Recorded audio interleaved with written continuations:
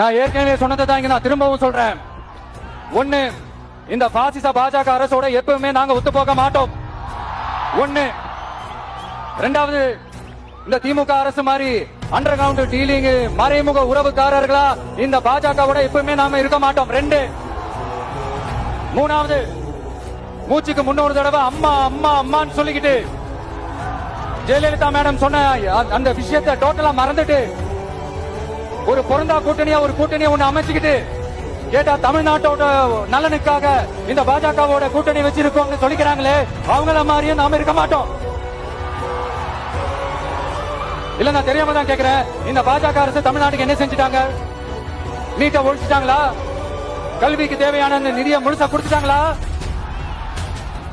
இல்ல, தமிழ்நாட்டுக்கு தேவையான எல்லா விஷயங்களையும் தான் சரியா செஞ்சுட்டாங்களா? அப்புறம் எதுக்காக இந்த சந்தர்ப்பவாத கூட்டணின்னு நான் கேட்கல.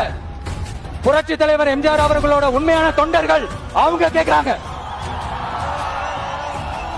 சரிப்பா, அவங்க கூட்டு பொரியல் அப்பளம்னு எதையாவது கிண்டிக்கிட்டோம், நமக்கு எதுக்கு? மக்களே, இன்னொரு முக்கியமான விஷயம், இத கவனமா கேளுங்க.